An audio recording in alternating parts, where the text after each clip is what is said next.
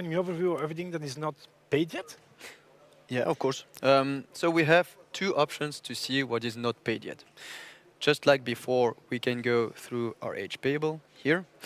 And here we can click anywhere to see what are the payments that need to be done at that date. The other option is going back onto my dashboard and just click on the to pay button. Are all your crate notes included in that view as well? No, but not by default because we have a filter on our bills. When I remove this one, will you see that now I have all my credit notes that can be included in a batch payment, for example.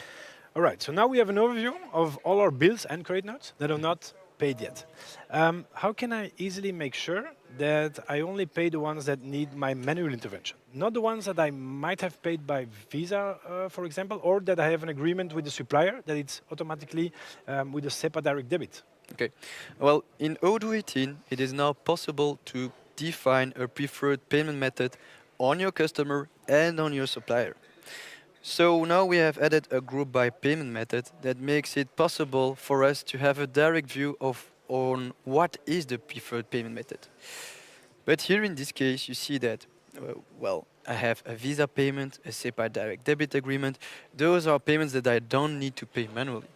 So what I did, I created a favorite filter on my manual payments so that I only have my manual payments that need to be paid. All right, so what about these payments that are left? What if with some of them I agreed some specific payment terms, like paying in different installments or having a cash discount? How can I make sure that I pay the right amount? Yeah, well, I will show you right away by going here in this supplier, BSC cleaning. And when I click on my pay button, well, first of all, you see here that I have a payment term, 30% now, and then the balance in 30 days. When I click on pay, you directly see that instead of paying 560 euro, I have to pay 168. And you see in the memo that it's an installment. Now, I can choose to pay the full amount just by clicking here on the full amount button as well. All right, but that's a single payment. What if I want to pay all of them in batch? Well, it's exactly the same procedure. Let me go back into my bills. I open the ones I want to pay. I click on pay. And here, by default, the amount that is proposed by Odoo is the amount with the installments or with the cash discount. All right, I create my payment. And you directly see here this one. I have paid 168 euro, and it's related to my installment. Instead of the total amount, yeah? One more thing. Is it me or is there no accounting entry related to the payment anymore? No, indeed. From Odoo 18, you don't have an accounting entry related to your payments. In order to have a correct payment date on your reportings and on your invoices and bills.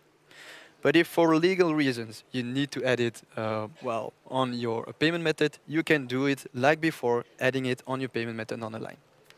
Well, it makes sense. The date of the bank transaction is final, of course. The Exactly. payments, you might forgot it. So now that we went through the payments, can we have an overview of the bank reconciliation screen? Yeah. I'll go back in my dashboard, and you can see that I have two payments to reconcile. And the first one is actually not related to any existing entry, but that happens a lot because when we sell something on e-commerce, the customer pay up front. But that's not a problem because I created a reconciliation model in order to create an invoice from scratch here. I confirm this one, everything seems fine, and I go back into my bank reconciliation. And now the existing entry is added, and I validate this one. So what about the second one? It seems like it's a payment for your loan reimbursement. Do you still need the regex technology in order to get capital and interest out of there? No regex anymore. Now we have something way more better. It's the loan management system. So indeed, you're right. This is a loan reimbursement, but I will show you directly what is the impact of it. So I will create my brand new loan. I can either choose to create manually, or I can upload it from my system. Here in this case, I received the loan from my bank. I just upload it here. And just like a regular import, actually, in Odoo, you can, it's not that one. You have that many loans? Yeah, I have a lot. But you know, when everything goes well, you have a lot of loans. Oh, well, it directly adapts. I import it, and you see that Odoo adds it directly.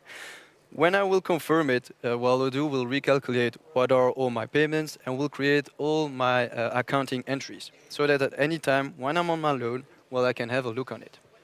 Well, you see that now they are posted here. And when I deep dive in the first one, you see my monthly repayment linked here. So I understand the one for the monthly repayment in order to reconcile with the payment, I guess. What's the second one about? You mean this one? Yeah. Oh yeah. Well, this one, oh yeah, actually this one is a really good one. Odoo is doing a long-term reclassification from the long-term to the short-term account. So that at any time when you have a look at your reporting, it's always up to date on a monthly basis. So no need to do that during the monthly reporting anymore. No, indeed. All right. Can you come back to the loan? Because there is another field that I found very interesting. What about that account group? This one, the asset group. Yeah, well, this one is related to your assets, so that you can link your loans. As you said, I have a lot of loans. You can add your loans to all your assets. And now, by clicking on your related assets, well, you have a direct link, and you also have the link to your related loan from one to another. All right. So now you're in the asset. Is it me, or do you have some additional fields in the asset as well? You mean this one? Yeah. Yeah, indeed. I added we can now add properties on our assets without Studio.